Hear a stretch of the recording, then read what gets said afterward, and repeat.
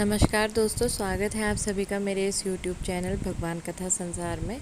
तो जैसे कि जन्माष्टमी का त्यौहार आ रहा है, तो आज की ये कथा जन्माष्टमी की एक कथा है, जो कि आप सभी लोग जब जन्माष्टमी का व्रत करेंगे तो इस कथा को सुनकर ही वो जो व्रत है जन्माष्टमी का वो पूर्ण माना जाएगा।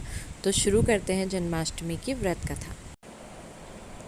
हर वर्ष भाद्रपद मास के कृष्ण पक्ष की अष्टमी तिथि पर जन्माष्टमी का त्यौहार मनाया जाता है। इस दिन कथा श्रवण करने का विशेष महत्व है। भगवान श्री कृष्ण को समर्पित जन्माष्टमी का यह त्यौहार बहुत ही धूमधाम से मनाया जाता है। हर वर्ष यह तिथि भाद्रपद माह के कृष्ण पक्ष की अष्टमी तिथि पर पड़ती है। इस दिन रोहिणी नक्षत्र में भगवान श्री कृष्ण का जन्म हुआ था। इस शुभ पर्व पर लोग भगवान विष्णु के 8वें अवतार यानी भगवान श्री कृष्ण के बाल रूप की पूजा श्रद्धा पूर्वक करते हैं। जन्माष्टमी के मौके पर भगवान श्री कृष्ण के भक्त उनके पालना तथा बांसुरी को सजाते हैं। मान्यताओं के अनुसार जन्माष्टमी पर व्रत रखना अत्यंत लाभदायक है।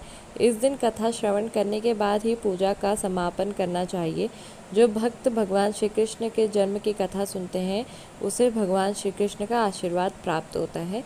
तो अब हम शुरू करते हैं जन्माष्टमी की व्रत कथा। जन्माष्टमी व्रत कथा के अनुसार द्वापर युग में अत्यंत प्रतापी और दयालु राजा उग्रसेन मथुरा पर राज करते थे। जब उन्हें पता चला कि उनका बेटा कंस मासूम लोगों पर अत्याचार करता है, तब उन्होंने उसे खूब समझाना चाहा, लेकिन कंस ने अपने पिता का विरोध किया और उन्हें गद्दी से उतारकर कारागार में डाल दिया। राजगद्दी हासिल करने के बाद कंस ने अपने विशालकाय साम्राज्य की स्थापना की। वह बहुत ही शक्तिशाली राजा था, मगर दिन पर दिन उनका अत्याचार मासूम लोगों पर बढ़ता जा रहा था। कंस को अपनी बहन देवकी बहुत प्रिय थी। देवकी का विवाह यदुवंशी सरकार वासुदेव से हुआ था। एक दिन जब कंस अपनी बहन को ससुराल ले जा रहा था, तब अचानक से एक आकाशवाणी हुई। आकाशवाणी के अनुसार देवकी का 8वां पुत्र कंस का वध करने वाला था। यह आकाशवाणी सुनकर कंस क्रोधित हो गया, जिसके बाद उसने वासुदेव को मारने की कोशिश की। अपने पति पर हो रहे अत्याचार को देखकर देवकी ने कहा कि उसकी जो भी संतान होगी उसे वह कंस को सौंप देगी। जिसके बाद कंस ने वासुदेव को नहीं मारा, लेकिन अपनी बहन और उसके पति को कारागार में भेज दिया। वासुदेव और देवकी ने जब भी संतान होती थी तब कंस उसे मार डालता था। देवकी और वासुदेव की यह पीड़ादायक कहानी नंद और यशोदा को पता चली। जिसके बाद जब देवकी का 8वां पुत्र हुआ, तब यशोदा की एक कन्या ने भी जन्म लिया था, मगर यह कन्या सिर्फ एक माया थी। जब देवकी ने अपने 8वें पुत्र को जन्म दिया, तब भगवान विष्णु प्रकट हुए थे। भगवान विष्णु ने यह कहा था कि वह इस धरती पर कंस का वध करने के लिए जन्म लिए हैं।